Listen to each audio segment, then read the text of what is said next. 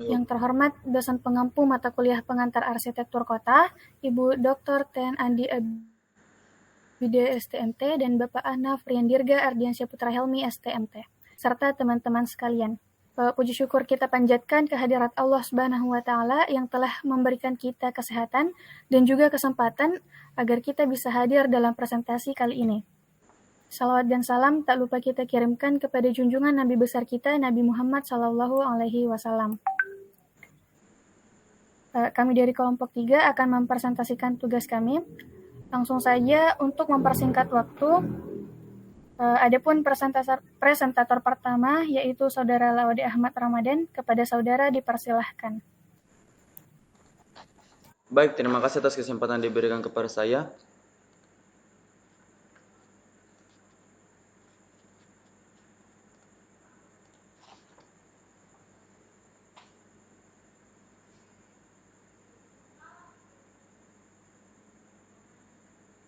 Baik, bismillahirrahmanirrahim. Assalamualaikum warahmatullahi wabarakatuh.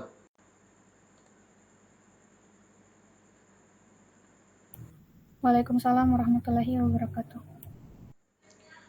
Alhamdulillahirabbil alamin. Wassalatu wassalamu ala asyrofil anbiya'i wal mursalin sayyidina Muhammadin wa ala alihi wa sahbihi ajmain amma ba'd.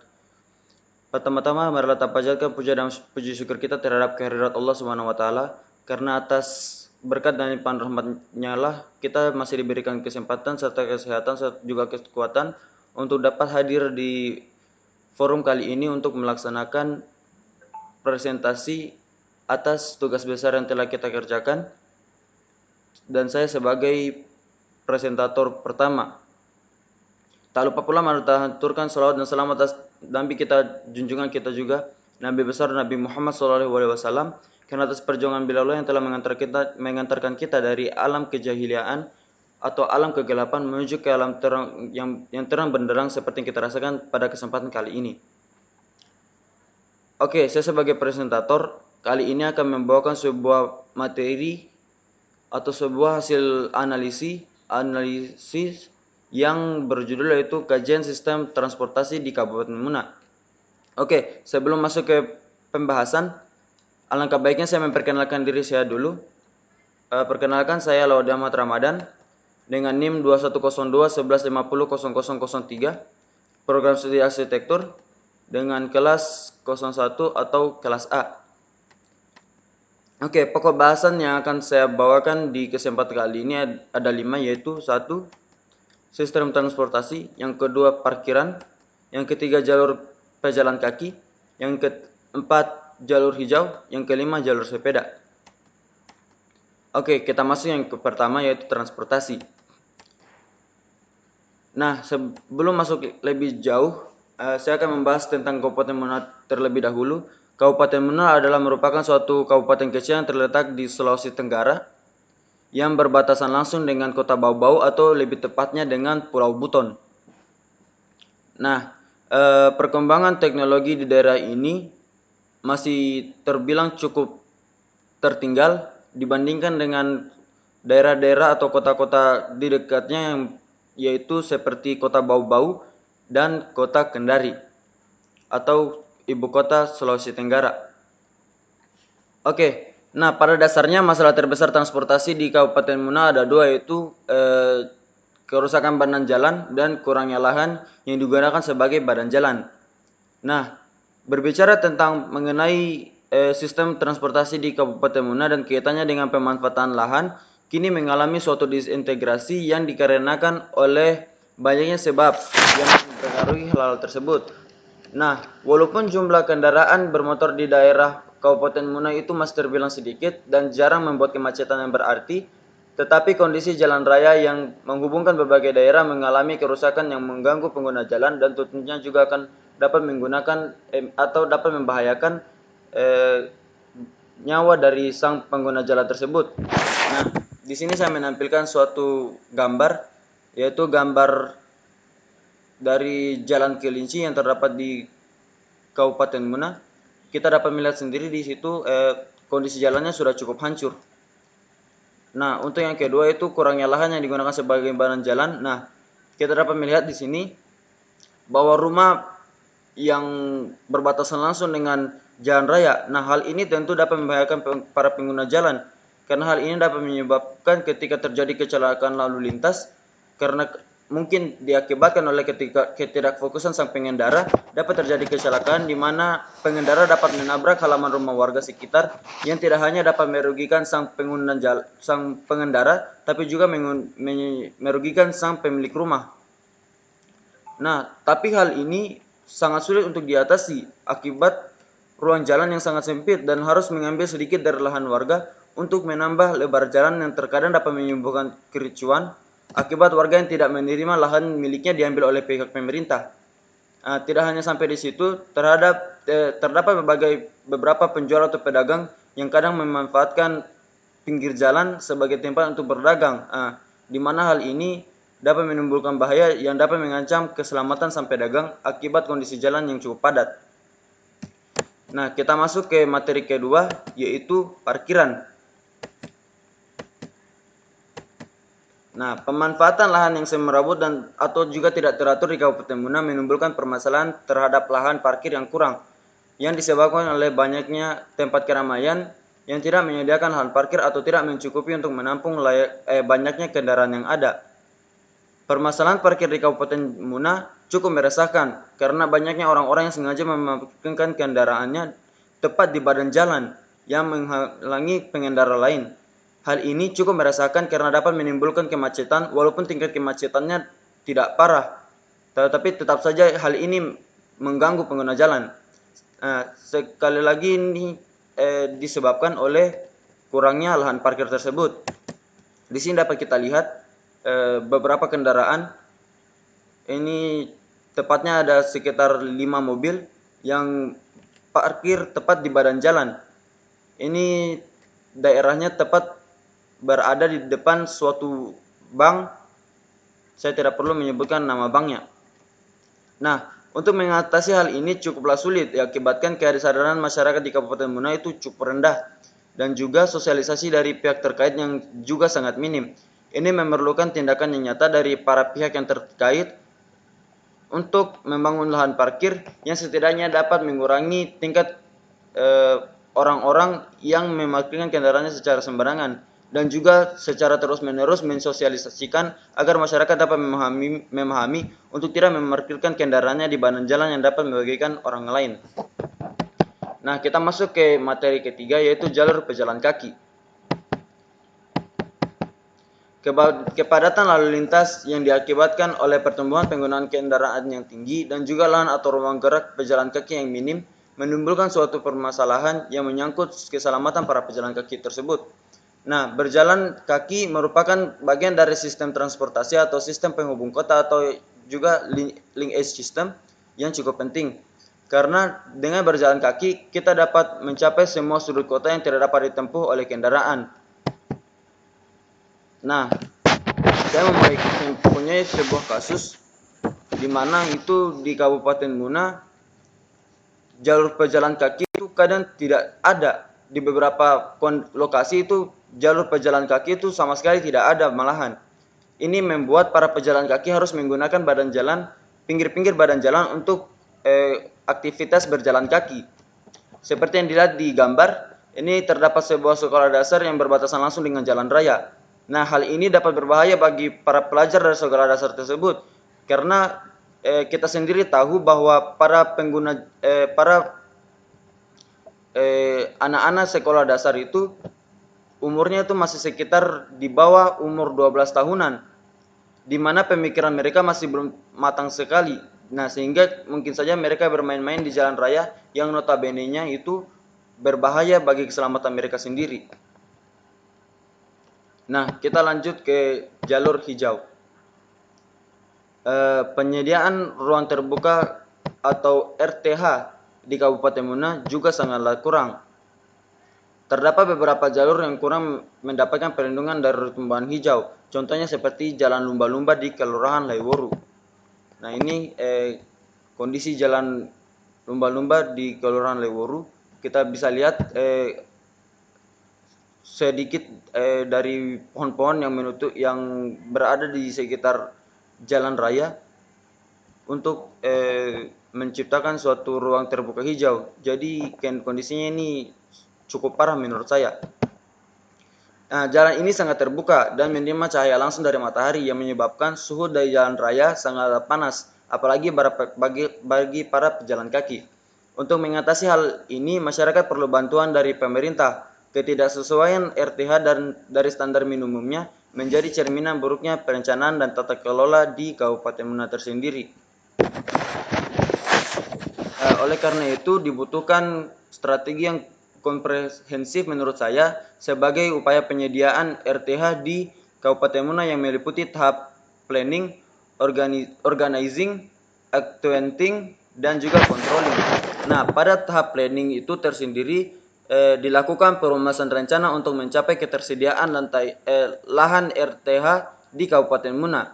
Nah, langkah pertama yang harus dilakukan oleh Pemda perlu dilakukan riset mengenai penyebab spesifik dan penyebab teknis yang menyebabkan penyediaan RTH atau ruang terbuka hijau di Kabupaten Muna itu tidak dapat memenuhi standar minimum. Nah, kemudian di tahap organizing itu, pada tahap itu Pemda harus perlu memulai koordinasi dengan dinas-dinas terkait untuk mendukung implementasi kebijakan penyediaan ruang hijau yang telah ditetapkan. Nah, masuk ke tahap selanjutnya yaitu accounting. Strategi yang dapat dilakukan yaitu pemerintah harus memeriksa kawasan dan bangunan milik pemerintah daerah yang potensial untuk dibangun sebagai ruang terbuka hijau untuk publik. Nah, pada tahap controlling sendiri, pemerintah Kabupaten Muna perlu melakukan pengawasan yang melibatkan peran aktif masyarakat, memberikan sistem pelaporan pelanggaran yang berbasis teknologi, melakukan evaluasi berkala di mana evaluasi ini juga dilakukan dalam rangka untuk melihat hambatan dan kendala yang terjadi selama program dijalankan. Nah, terakhir melakukan penindakan dan penjatuhan sanksi terhadap pelanggaran peraturan yang telah ditetapkan, hak untuk melihat sejauh mana tingkat keberhasilan dari program tersebut. Keberadaan RTH sendiri secara tidak langsung memberikan cerminan tata kelola dari suatu daerah. Kota yang baik adalah kota yang memperhatikan aspek keberlanjutan dari 3 hal, yaitu ekonomi, sosial, dan lingkungan. Nah, RTH memegang suatu peranan yang sangat penting bagi kelangsungan suatu kota, karena kehadiran RTH dapat menjadi sarana untuk pengendalian banjir, salah satu contohnya. Oke, kita masuk ke materi terakhir yaitu jalur sepeda. Nah, untuk jalur sepeda sendiri di Kabupaten Mena sebenarnya para sepeda itu jalurnya itu tidak tersedia, yang mengakibatkan para pesepeda menggunakan jalur yang digunakan oleh kendaraan bermotor. Walaupun pengguna sepeda terbilang sedikit, tetapi para pesepeda yang menggunakan jalur kendaraan bermotor tetap saja suatu hal yang sangat berbahaya. Sedikitnya pengguna sepeda di Kabupaten Muna tidak menutup kemungkinan untuk terjadinya kecelakaan yang melibatkan para pesepeda tersebut. Nah, untuk mengatasi hal ini, para pemerintah seharusnya itu mengkaji jalur yang sering digunakan oleh para pesepeda dan mulai membuat jalur untuk mereka agar tidak membahayakan para pengguna jalan yang lain. Nah, mungkin itu saja yang dapat saya bawakan. Untuk kesimpulannya sendiri yaitu untuk mengatasi permasalahan yang telah dibahas tadi, tidak hanya dibutuhkan kinerja yang baik dari pemerintah daerah Kabupaten Muna, tetapi juga membutuhkan bantuan dari para masyarakat yang memiliki kesadaran tinggi mengenai permasalahan di Kabupaten Muna.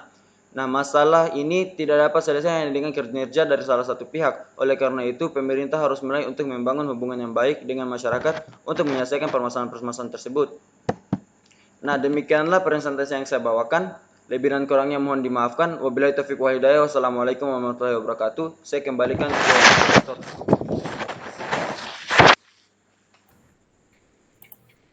Oke, baik. Terima kasih Saudara Ahmad atas materinya.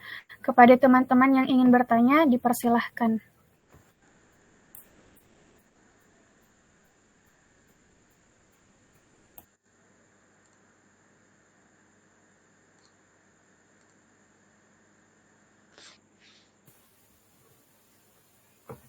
Saya yang bertanya.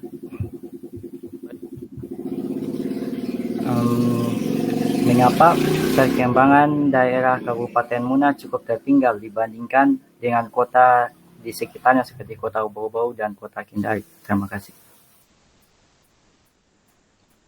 Baik, sebenarnya itu terdapat beberapa penyebab utama dari tertinggalnya perkembangan sistem teknologi di Kabupaten Monater sendiri itu. Tetapi menurut saya masalah terbesarnya yaitu adalah jalur untuk masuk ke Kabupaten Muna itu cukup susah karena Pulau Muna itu dikelilingi oleh beberapa pulau. Seperti yang saya bilang tadi, dia itu berbatasan langsung dengan pulau Pulau Buton di sebelah timur dan di sebelah kiri itu ada Pulau Sulawesi. Jadi kita tuh jalur untuk masuk ke Pulau Muna tersebut itu sangat susah karena harus memutar cukup jauh. Oke, mungkin itu saja yang dapat saya jawab.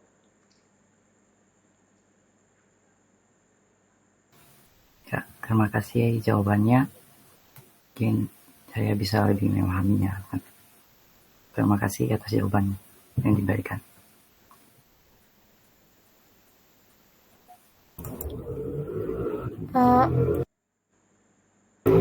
Oke, baik. Terima kasih kepada Saudara Lawade Ahmad dan Saudara Aldi Aditya. Selanjutnya saya serahkan kepada moderator selanjutnya.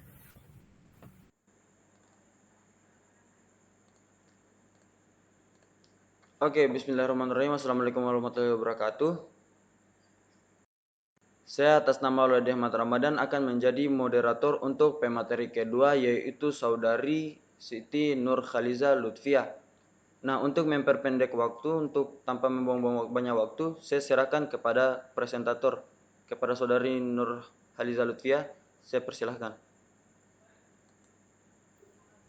Baik, bismillahirrahmanirrahim. Assalamualaikum warahmatullahi wabarakatuh. Waalaikumsalam. Puji syukur kehadirat Allah Subhanahu wa Ta'ala yang telah memberikan nikmat yang luar biasa untuk kita semua, dan tak lupa pula kita kirim sholawat dan salam kepada Nabi besar kita, Nabi Muhammad SAW. Pada kesempatan ini, saya Nur Khaliza Lutfiah dengan NIM 21021150012 dengan kelas Arsitektur A akan mempresentasikan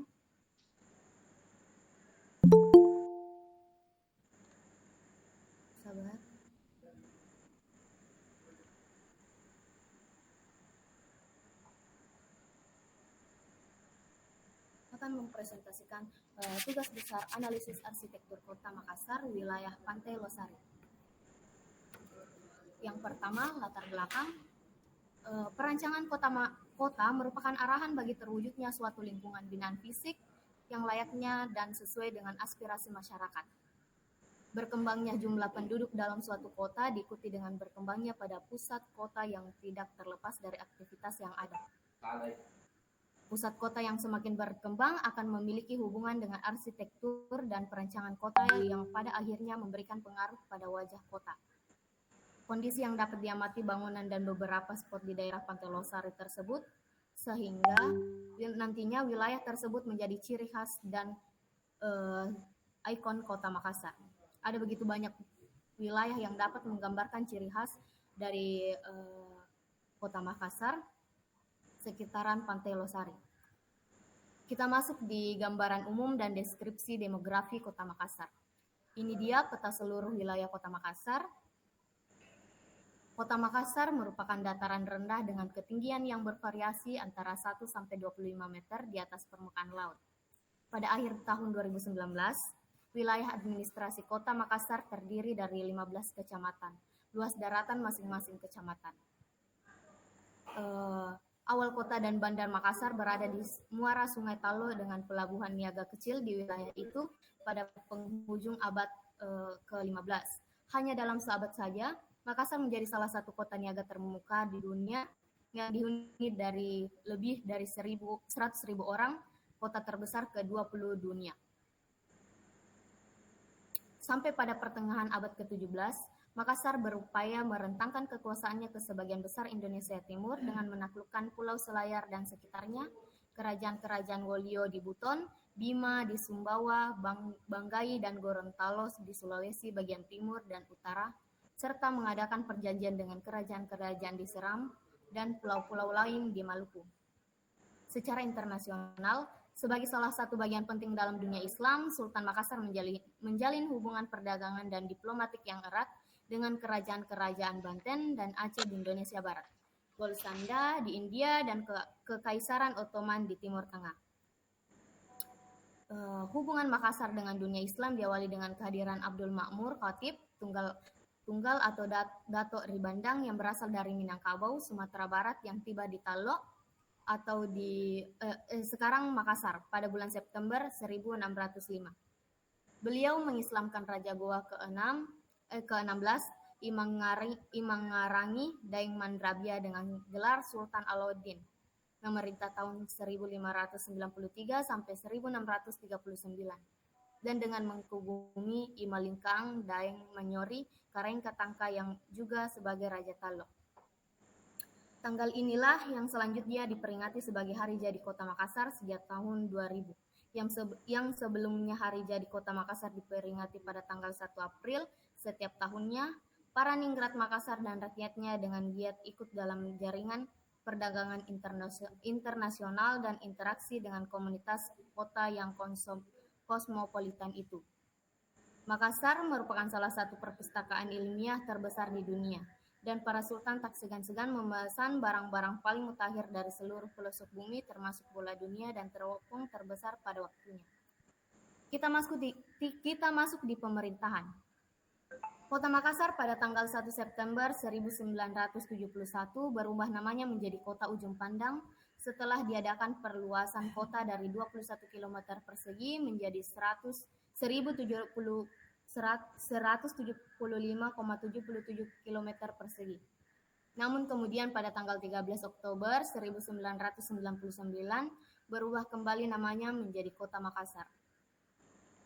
Kita masuk di kependudukan. Makassar merupakan kota yang multi etnis. Penduduk Makassar kebanyakan dari suku Makassar dan suku Bugis. Sisanya berasal dari Toraja, Mandar, Buton, Tionghoa, Jawa, dan sebagainya. Ini dia tahun dan jumlah penduduk di kota Makassar. Kita masuk di deskripsi Pantai Losari. Di sebelah kiri peta letak kawasan Pantai Losari dalam peta negara Indonesia. Dan di sebelah kanan letak kawasan Pantai Losari dalam negara Indonesia dan peta Makassar, RT RW Kota Makassar. Pantai Losari adalah ikon khas Kota Makassar yang merupakan salah satu tempat populer di Indonesia. Wilayah pantainya berada di lokasi yang sangat strategis, diapit selat dan anjungan buatan gedung-gedung hotel berbintang, restoran, warung, dan berbagai macam tempat untuk berbelanja. Pada umumnya, pantai ini kerap menjadi pilihan yang menarik, terutama bagi para pendatang. Ini salah satu ikon foto di daerah Pantai Losari. Sebelum dikenal sebagai Losari, warga Makassar menyebutnya Pasar Ikan. Infrastruktur perancangan arsitektur utamanya saat ini telah dibangun merupakan sebuah jalan besar bernama Penghibur. Dalam konteks pembangunannya, konsep yang sudah bertahan selama 60 tahun itu hanya diperbesar luasannya. Desain lantai dasar beton sepanjang 190 meter digagas oleh pemerintah Wali Kota Makassar. Di masa pemerintahan NICA tersebut, pemasangan lantai ditunjukkan untuk melindungi beberapa objek dan sarana strategis warga di Jalan Penghibur dari derasnya ombak Selat Makassar. Apakah kata Losari itu berasal dari bahasa Belanda atau bahasa Makassar? Dalam bingkai hakiki, Los Ari bisa dimaknai secara sederhana sebagai kawasan lepas yang terhubung oleh dua lapisan utama. Sebagai uraian harfiah, maka kata Los adalah bahasa Jawa punya ambigu makna. Maknanya berarti ia sebuah kawasan atau tempat untuk berjual beli, sebagai toko-toko atau pasar yang terbagi-bagi menjadi beberapa los. Kemudian los dalam konteks kejawaan berarti terlepas atau udar. Mengingat bahwa kawasan pantai ini dulunya memang adalah tempat berjualan, sedangkan untuk kata ari dimaknakan sebagai pembungkus dan penyuplai, seperti yang dimaknai pada kata ari-ar. Karakteristik linkage dan pengaruh ruang luar terhadap kualitas serta sistem pergerakan yang merupakan faktor utama yang menentukan bentuk. Hal ini adalah tindakan di mana kita menyatukan seluruh aktivitas dan akan menghasilkan bentuk fisik dari sebuah kawasan. Serta dalam melakukan penataan kawasan, Pantai Losari, tiap spot-spot wisata dalam kawasan harus terintegrasi baik secara fisik dan visual agar menjaga ekstensi tiap spot. Dalam mengintegrasikan tiap spot pembangunan, perlu diketahui teori-teori linkage dan ruang-ruang yang mencakup aspek sirkulasi, parkir, tata hijau, dan street furniture untuk mengetahui karakteristik linkage dan pengaruh ruang luar terhadap kualitas serta sistem pergerakan yang merupakan faktor utama yang menentukan bentuk suatu rancangan pembangunan di Pantai Losari. Kita masuk di penelitian, yang bagian A, analisis kondisi existing elemen rancangan kota. Tata guna lahan, Pantai Losari merupakan ikon kota Makassar yang paling terkenal dan menyediakan bahan fasilitas mulai dari perancangan infrastruktur yang bisa dinikmati oleh masyarakat yang berkunjung. Salah satu bentuk keberhasilan pembentuk pledge menurut Lynch 1987 untuk desain ruang kota yaitu legibility, kejelasan, sebuah kejelasan emosional suatu kota yang dirasakan secara jelas oleh warga kotanya. Artinya, suatu kota atau bagian kota bisa dikenali dengan cepat dan jelas mengenai distriknya, landmarknya atau jalur jalannya dan bisa langsung dilihat pada pola keseluruhannya. Bagian B, identitas dan susunan. Identitas artinya image, orang akan menuntut suatu pengenalan atau suatu objek di mana di dalamnya harus tersirat perbedaan objek tersebut dengan objek yang lainnya, sehingga orang dengan mudah bisa mengenalinya. Susunan artinya adalah kemudahan pemahaman pola suatu rancangan. Kemudian imageability artinya kualitas secara fisik atau objek yang memberikan peluang yang besar untuk timbulnya image yang kuat yang diterima orang. Image ditekankan pada kualitas fisik suatu kawasan atau lingkungan yang menghubungkan atribut identitas dan strukturnya. Visual dan simbolis connection. Visual connection adalah hubungan yang terjadi karena adanya kesamaan visual antara suatu bangunan dengan bangunan lain dalam kawasan sehingga menimbulkan image tertentu. Sigen merupakan spot anjungan Pantai Losari serta merupakan hasil dari reklamasi pantai yang terdiri dari elemen tambahan pada koridor jalan penghibur. Walaupun anjungan Pantai Losari merupakan elemen tambahan, namun tetap mengikuti pola koridor jalan penghibur yang telah duluan ada sehingga masih dapat dimengerti menjadi suatu keseluruhan dalam kawasan Pantai Losari. Signature kedua, Sigen merupakan spot kawasan kuliner Makassar terdiri dari bangunan yang didominasi sarana perdagangan dan jasa yang berada di sepanjang koridor. Yang di ujung koridor terdapat guide masuk sebagai identitas kawasan kuliner Makassar. Signature ketiga yang bagian bawah merupakan spot pusat oleh-oleh Makassar, merupakan bangunan yang didominasi ruko yang berada di sepanjang koridor. Yang di ujung koridor utara dan selatan terdapat gates masuk dan keluar sebagai identitas kawasan. Pedestrian manusia dapat membentuk pertalian yang penting hubungannya dengan aktivitas dalam site. Sirkulasi manusia yang terdapat pada kawasan Pantai Losari terdiri dari jalur pedestrian dan ruang terbuka publik yang terdapat pada kondisi sirkulasi pedestrian juga merupakan kawasan kuliner memiliki lebar 3 meter dengan material paving kurang baik. Hal ini dikarenakan beberapa kios mengalihfungsikan jalur pedestrian untuk perdagangan sehingga mengganggu sirkulasi manusia. Pada Jalan Lama Dukeleng juga tidak terlihat jalur pedestrian yang memberikan fasilitas bagi pedestrian. Kemudian kita masuk di B, analisis kondisi existing unsur pembentuk rancangan kota. Kondisi existing fasilitas wisata. Pada kawasan Pantai Losari terdapat beberapa tempat peristirahatan untuk memberikan fasilitas bagi wisatawan yang ingin menginap. Di kawasan ini terdapat 11 hotel dan 1 homestay yang terdiri dari bintang 4 sampai bintang 2 yang memenuhi kebutuhan berbagai wisatawan. Kondisi yang kedua, kondisi existing tempat makan dan minum. Pada kawasan Pantai Losari terdapat berbagai tempat makan dan minum baik berupa pedagang kaki lima yang menjual jajanan dan makanan khas Makassar, warung makanan, kafe, yang tersebar di beberapa titik lokasi di kawasan ini. Berikut beberapa tempat makanan dan minum yang terdapat di kawasan Pantai Losari selain terdapat pada kawasan kuliner Kota Makassar.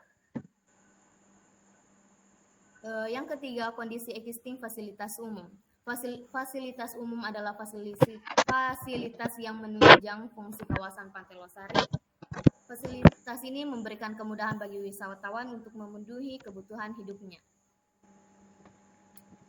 Keempat, kondisi existing aksesibilitas. Kawasan Pantai Losari yang terletak di bagian barat kota memiliki beberapa alternatif untuk menjangkau kawasan ini. Berikut letak infrastruktur transportasi yang dapat digunakan untuk menjangkau kawasan Pantai Losari. Kelima, kondisi existing tata hijau. Elemen lingkungan pada kawasan Pantai Losari terdiri dari hard material atau elemen keras seperti kekerasan atau jalur sirkulasi bangunan dan soft material atau elemen lembut sebagai tanaman dan air. Adapun elemen hardscape yang berada di kawasan Pantai Losari sebagai berikut. Nodes berupa suatu wilayah yang digunakan untuk keluar dan masuk seperti taman. Pada gambar ini adalah titik spot di Pantai Losari yang digunakan pada masyarakat yang berlalu lalang. Kemudian edges berupa jalur tepian jalan yang digunakan sebagai sumber batas dua wilayah. Edge atau tepian adalah elemen linear yang tidak dipakai atau dilihat sebagai pen. Edge berada pada batas antara dua kawasan tertentu dan berfungsi sebagai pemutus linear, misalnya pantai tembok, bantasan antara lintasan kereta api, topografi, dan sebagainya. Landmark merupakan bangunan masjid terapung pada kawasan Pantai Losari sekaligus menjadi ikon dari Pantai Losari tersebut karena memang dibangun menjadi salah satu fasilitas bangun bagi para pengunjung di kawasan tersebut. PET adalah gambar di samping merupakan jalan besar yang menghubungkan antara kawasan Pantai Losari dan dengan bangunan lainnya yang ada di sekitar Pantai Losari. Oke, kesimpulan kali ini berdasarkan penelitian di atas, kawasan Pantai Losari merupakan kawasan yang sangat populer sebagai ciri khas dari Kota Makassar karena begitu banyak infrastruktur yang memadai bagi pengunjung sehingga wilayah Pantai Losari dapat dinikmati oleh masyarakat. Dalam perancangan kota, Pantai Losari memiliki struktur ruang-ruang di wilayah tersebut sehingga terciptanya tatanan keindahan serta kenyamanan yang ditunjukkan untuk menghasilkan perancangan wilayah yang berkembang bagi Kota Makassar. Sekian dari saya. Wabillahi taufiq wal hidayah. Wassalamualaikum warahmatullahi wabarakatuh. Bagaimana untuk teman-teman sekalian? Apakah ada pertanyaan untuk saya?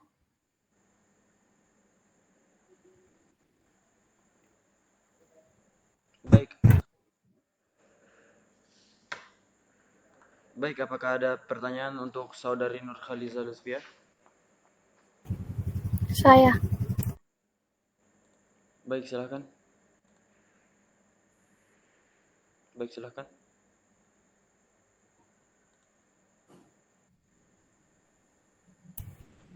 Tadi dikatakan bahwa sebelum dikenal sebagai Losari, warga menyebutnya sebagai pasar ikan.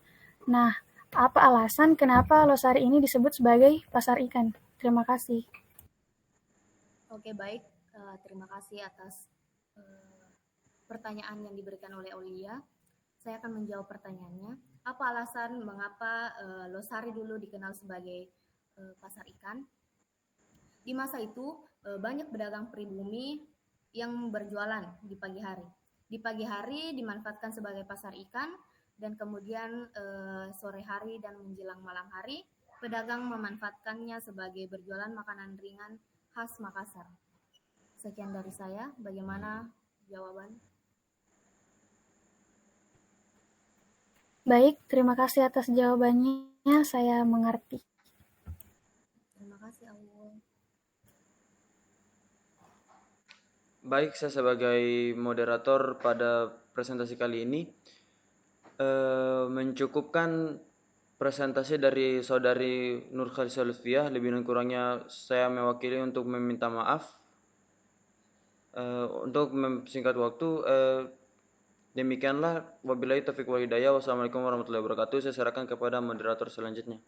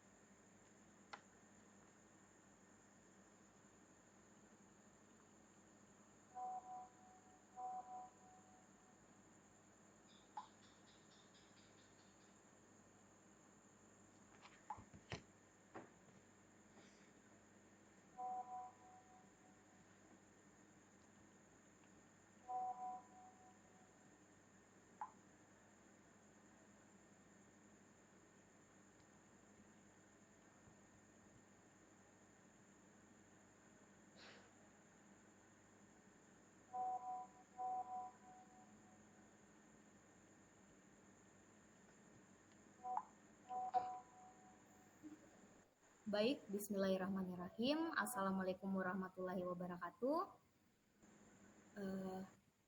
Terima kasih Ahmad Ramadan mempersilahkan saya sebagai moderator selanjutnya.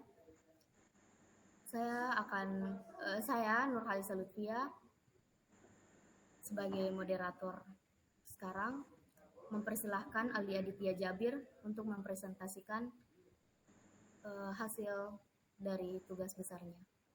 Silahkan Aldi Aditya Jabir.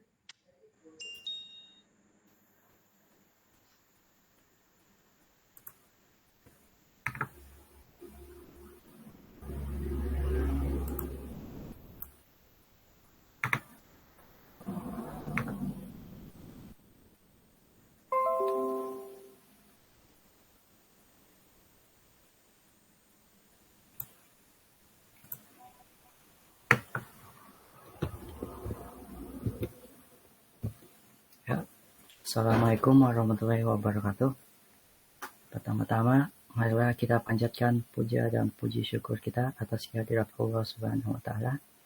Karena atas berkat rahmat dan hidayahnya lah, kita masih dapat bersama-sama berkumpul dalam forum kali ini.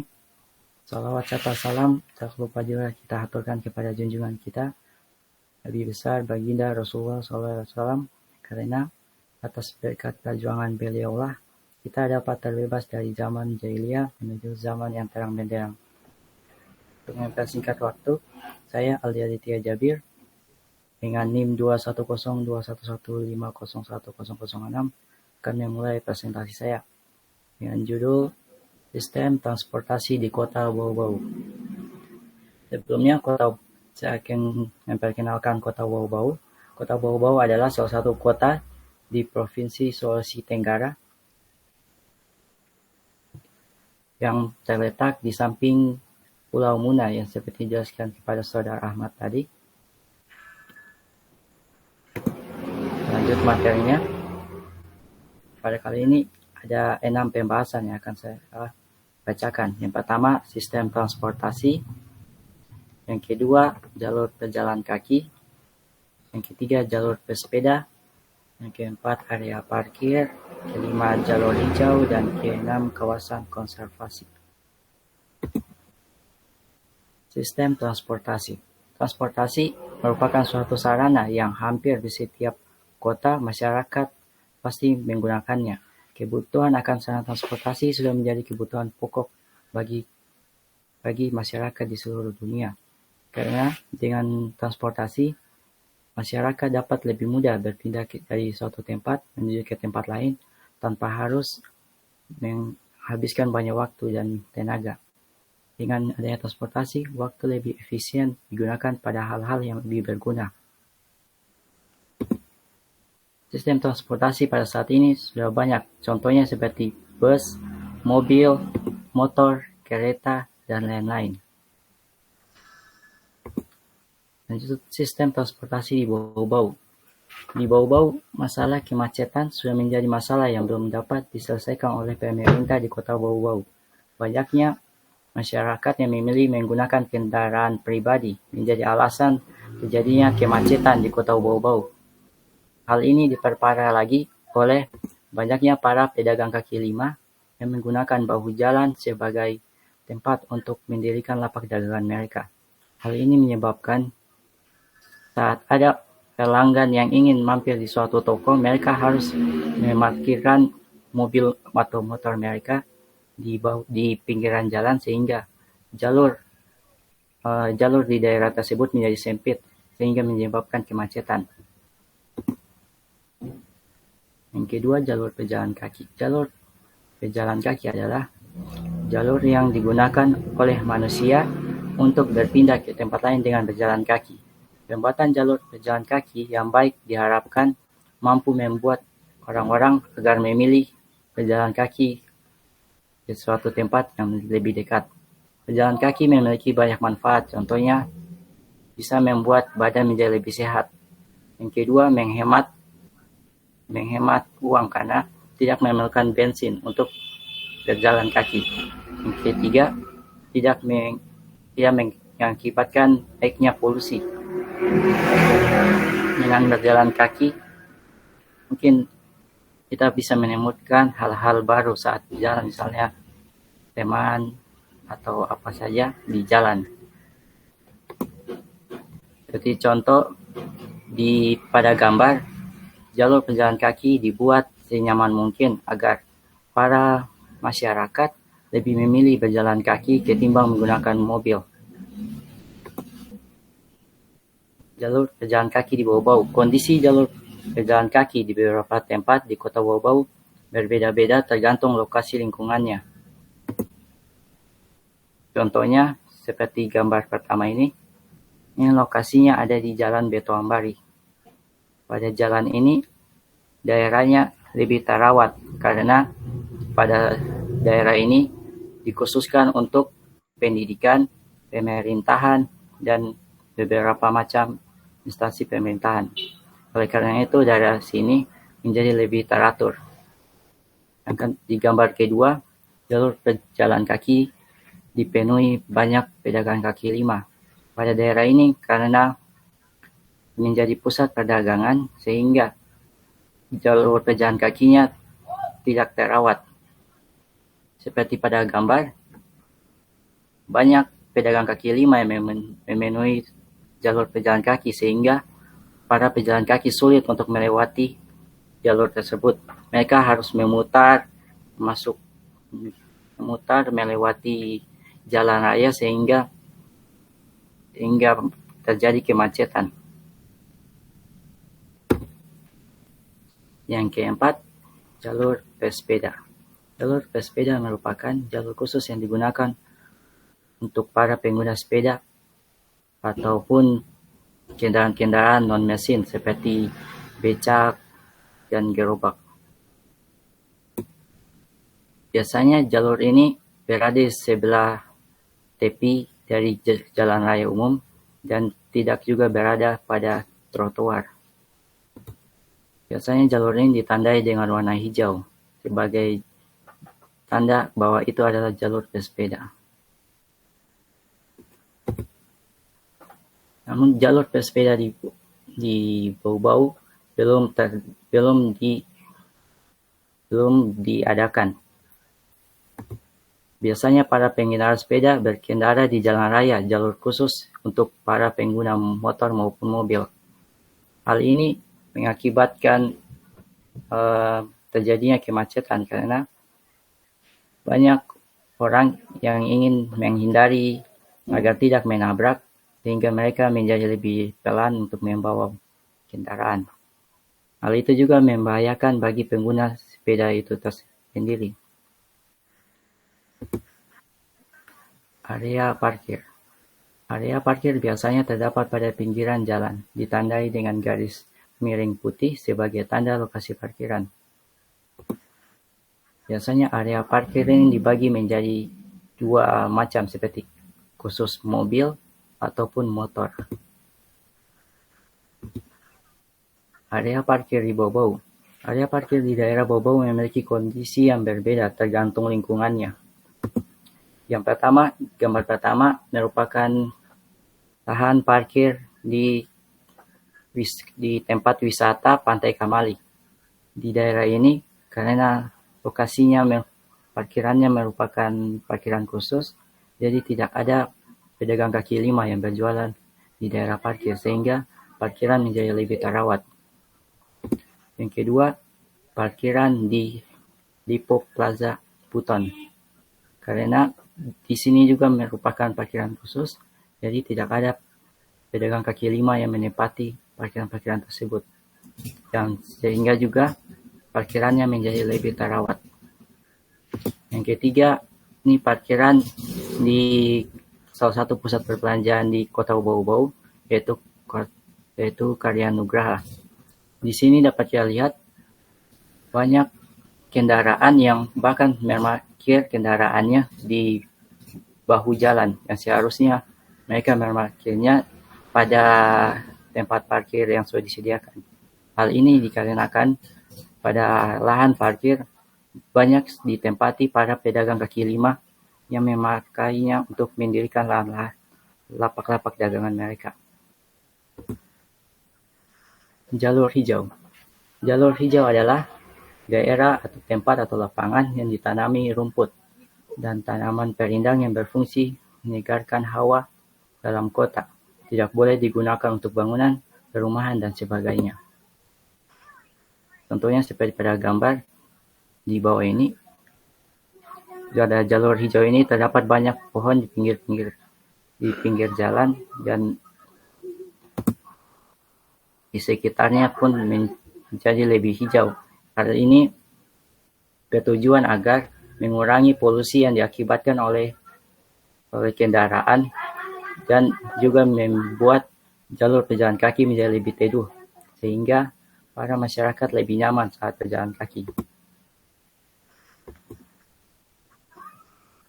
Jalur hijau di Bau-Bau. Pemerintah Kota Bau-Bau juga membuat kawasan jalur hijau di 3 kawasan berbeda. Yang pertama, di Jalan Letak Buton. Di daerah sini, biasanya pada saat sore hari, banyak anak-anak SMP hingga SMA yang berlatih bela diri seperti karate, taekwondo, maupun silat. Hal ini dikarenakan pada daerah sini suasana udaranya lebih nyaman ketimbang daerah-daerah lain, sehingga banyak orang yang datang sini untuk latihan ataupun bersantai. Yang kedua, taman kota bernama Kota Mara. Daerah sini berada di pinggiran laut. Di sini banyak biasanya anak-anak muda yang datang untuk nongkrong, sekedar untuk bernyanyi. Namun pada saat malam hari, banyak pedagang kaki lima yang menyediakan gorengan-gorengan untuk para pemuda-pemuda yang nongkrong di situ. Yang ketiga, jalur hijau di bagian Jalan Betoambari.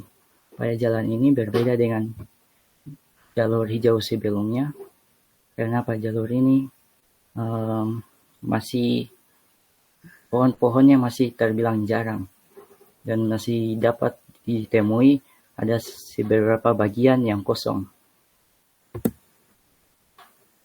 Area konservasi. Kawasan konservasi adalah ciri khas tertentu yang dilindungi oleh pemerintah. Kawasan konservasi bisa berupa lingkungan konservasi, kota tua, maupun bangunan konservasi. Area konservasi Bau-Bau. Yang pertama itu kawasan konservasi Kota Bau-Bau, yaitu Benteng Keraton. Benteng Keraton memiliki luas 23.375 hektar. Jika dicari di Google, benteng terluas di dunia adalah Benteng Keraton. Oleh karena itu, Benteng Keraton merupakan salah satu destinasi wisata di Kota Bau-Bau. Banyak orang yang datang sini sekedar untuk berfoto maupun menikmati pemandangan di atas, karena Benteng Keraton berada di ketinggian.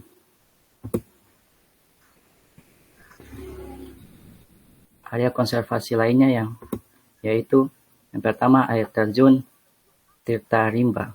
Air terjun ini memiliki 2 tingkat. Tingkat pertama yaitu pada gambar ini, biasanya orang-orang datang ke sini pada saat musim panas, karena pada saat itu debit air di atas deras, sehingga banyak orang-orang yang memanfaatkannya untuk berenang atau mandi seperti biasa. Pada tingkatan kedua, di sini jarang orang naik karena untuk masuk ke tingkat kedua melewati hutan dan sungai-sungai yang licin. Namun pada tingkat kedua jauh lebih indah penampilannya daripada tingkat yang pertama. Yang kedua berikutnya yaitu Pantai Nirwana. Di Pantai Nirwana sini seperti yang kita lihat, alasannya menjadi destinasi wisata di Kota Bau-Bau karena lautnya yang jernih dan juga pemandangannya yang indah. Banyak anak-anak muda yang datang ke sini untuk menikmati pemandangannya pada saat senja. Mereka hanya ingin melihat matahari terbenam di pantai ini. Kesimpulannya, setiap permasalahan yang terjadi pada suatu tempat dipengaruhi oleh kegiatan yang ada di lingkungan tersebut. Misalnya permasalahan di daerah perbelanjaan ataupun daerah pemerintahan akan berbeda dengan permasalahan di daerah khusus pendidikan. Sekian presentasi saya. Assalamualaikum warahmatullahi wabarakatuh. Saya kembalikan kepada moderator. Oke, Aldi Aditya Jabir. Untuk teman-teman, apakah ada pertanyaan untuk Aldi Aditya Jabir? Saya ingin mengajukan pertanyaan kepada Saudara Aldi Aditya Jabir. Oke, baik. Taufik Hidayat.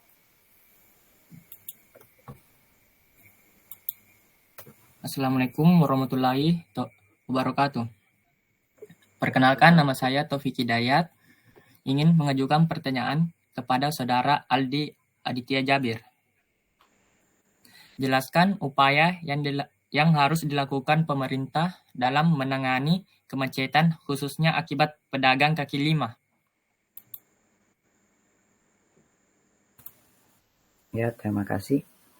Langkah yang dapat diambil oleh pemerintah dalam menghadapi kemacetan yang diakibatkan oleh para pedagang kaki lima yaitu, pertama, pemerintah perlu memberlakukan larangan kepada para pedagang kaki lima agar tidak mendirikan lapak-lapak mereka di trotoar. Bagaimana trotoar merupakan tempat untuk para pejalan kaki. Namun sebelum itu, para pemerintah harus menyediakan terlebih dahulu tempat untuk sebagai ganti karena mereka melarang para pedagang kaki lima berjualan di situ. Walau bagaimanapun juga, para pedagang kaki lima itu mencari nafkah untuk keluarga mereka, untuk makan sehari-hari mereka. Oleh karena itu, demi kebaikan pemerintah dan kebaikan dari pedagang kaki lima tersebut, harus ditemukan titik tengahnya agar tidak terjadi kesalahpahaman yang mengakibatkan masalah yang berkelanjutan. Terima kasih. Oke, baik. Bagaimana dengan Saudara Taufik Hidayat? Terima kasih atas jawaban yang telah Saudara Aldi Aditya Jabir yang telah diberikan. Jawabannya sudah saya pahami. Terima kasih. Oke, makasih Aldi Aditya Jabir dan Taufik Hidayat. Sekian dari saya, moderatornya. Saya alihkan ke moderator selanjutnya. Wabillahi taufiq wal hidayah. Wassalamualaikum warahmatullahi wabarakatuh. Waalaikumsalam warahmatullahi wabarakatuh. Ya, Assalamualaikum warahmatullahi wabarakatuh. Saya akan menjadi moderator dari saudari Aulia Milatul Aska. Untuk mempersingkat waktu, langsung saja saya persilakan kepada saudari untuk memulai presentasinya.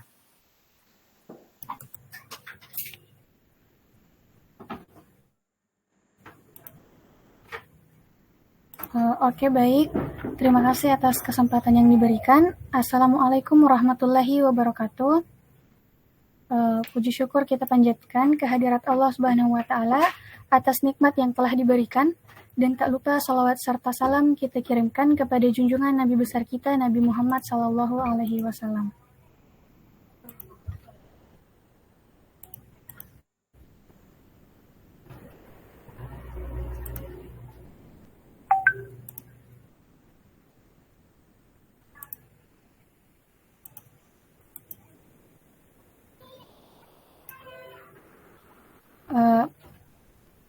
Perkenalkan, saya Aulia Milatul Aska dengan NIM 21021150102 dari kelas A Arsitektur. Saya akan mempresentasikan tentang teori citra kota menurut Kevin Lynch di kawasan kota Watton-Sopeng. Adapun topik bahasan yang akan saya bahas, yang pertama yaitu definisi kota, yang kedua elemen-elemen pembentuk citra kota menurut Kevin Lynch, dan yang ketiga permasalahan kota Watton-Sopeng. Langsung saja ke topik yang pertama yaitu definisi kota. Nah, secara arsitektural, istilah kota masih memiliki banyak aspek yang perlu dipertimbangkan. Masing-masing aspek ini berbeda dari satu tempat ke tempat lain. Kota juga bisa disebut rangkaian yang menyatukan semua preferensi manusia dalam kolase spasial yang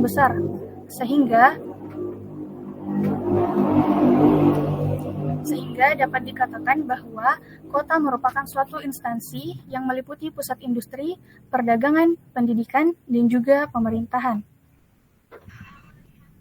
Topik yang kedua yaitu elemen-elemen pembentuk citra kota menurut Kevin Lynch.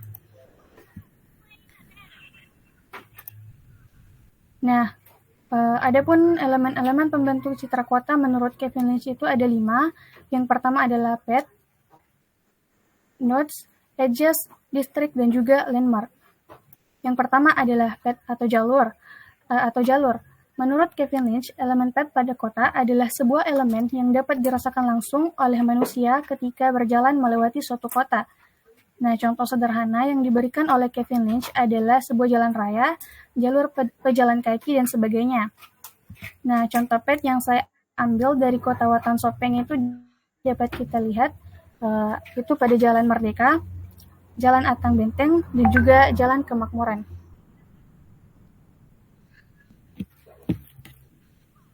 Selanjutnya yang kedua adalah nodes atau simpul. Nodes menurut teori citra kota dicontohkan sebagai suatu tempat yang dijadikan sebagai tempat berkumpulnya atau titik temu di suatu kota. Hal ini dicontohkan seperti tanah lapang, plaza, dan sebagainya. Nah, contohnya pada Kabupaten Sopeng ini adalah lapangan Gasis yang biasa digunakan sebagai tempat upacara Waduk Sopeng yang merupakan suatu destinasi wisata yang juga biasa digunakan sebagai tempat perkemahan dan juga ada pada Bundaran 72 Sopeng. Selanjutnya, elemen-elemen pembentuk citra kota yang ketiga adalah edges atau tepian. Nah, komponen edge ini merupakan sebuah elemen kota yang berupa bentuk nyata yang berfungsi sebagai batas dari sebuah kota. Contohnya itu seperti jalur sungai, dinding pagar, baik itu dinding pagar alam atau buatan, daratan bangunan, dan sebagainya. Contohnya itu pada kawasan Waduk Ompo terdapat pagar buatan yang berfungsi sebagai tepi atau edges. Selanjutnya ada sungai pada Jalan Atang Benteng.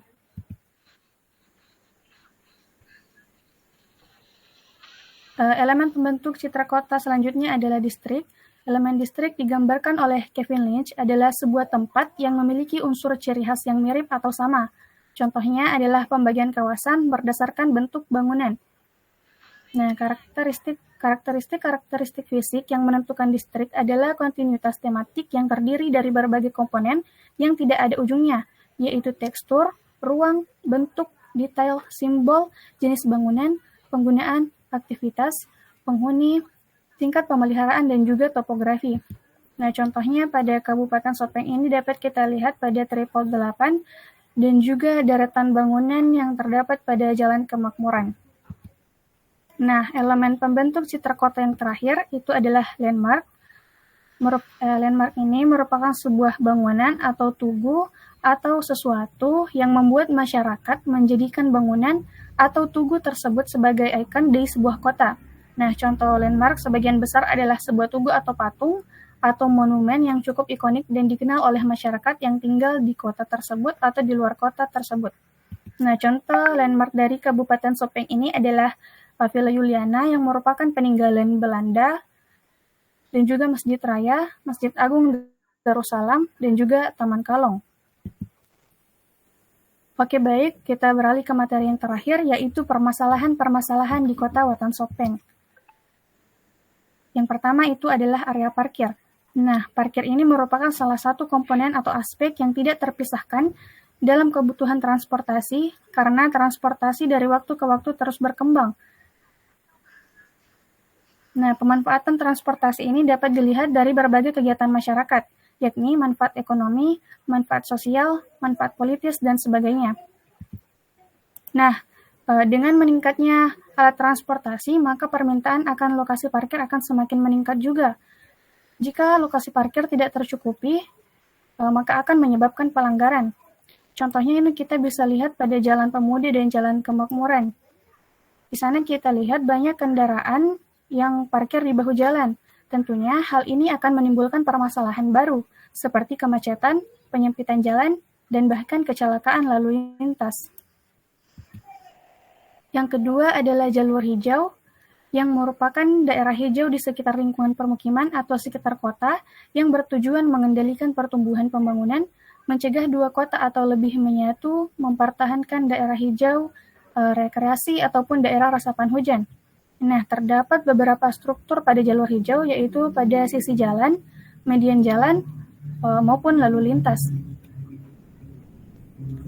Nah, pada kota Wonosobo sendiri, masih banyak kawasan yang membutuhkan jalur hijau, seperti pada Jalan Solo Tungo. Sedangkan kawasan-kawasan yang sudah ada jalur hijau, yaitu dapat kita lihat pada Jalan Lampung Patue dan Jalan Kayangan. Selanjutnya yang terakhir, yaitu pedestrian, yang merupakan pergerakan atau sirkulasi atau perpindahan orang atau manusia dari satu tempat ke titik asal ke tempat lain sebagai tujuan. Nah, fungsi dari jalur pedestrian ini disesuaikan dengan perkembangan kota, yaitu sebagai fasilitas pejalan kaki, unsur keindahan kota, sebagai media interaksi sosial, sebagai sarana konservasi kota, dan sebagai tempat bersantai serta bermain. Nah, pada Kota Wonosobo masih ada beberapa jalan yang tidak memiliki pedestrian. Contohnya dapat kita lihat pada kawasan atau daerah sekitar Misi Pasaraya dan Bang Sulselbar. Nah, seperti yang kita ketahui bahwa kedua lokasi tersebut merupakan lokasi yang sering dikunjungi dan fasilitas pedestrian sangat dibutuhkan untuk memudahkan pejalan kaki mencapai lokasi tersebut agar dapat memberikan pejalan kaki kelancaran, kenyamanan, dan keamanan. Contoh kawasan yang sudah ada pedestriannya yaitu pada kawasan sekitar Masjid Raya dan juga di Jalan Merdeka sekitar Taman Kalong. Oke, baik. Itu yang sempat saya sampaikan. Lebih dan kurangnya mohon dimaafkan. Selanjutnya saya serahkan kepada moderator. Ya, itu tadi presentasi dari Saudari Aulia Miarto Aska. Silakan kepada teman-teman yang ingin memberikan pertanyaan. Ya, silakan. Oke, perkenalkan nama saya Ahmad Ramadan. Tadi sempat dibahas bahwa permasalahan yang terjadi di Kota Wonosobo itu adalah masalah tentang parkiran. Nah, apa saja yang harus dilakukan sih untuk mengatasi masalah parkir tersebut?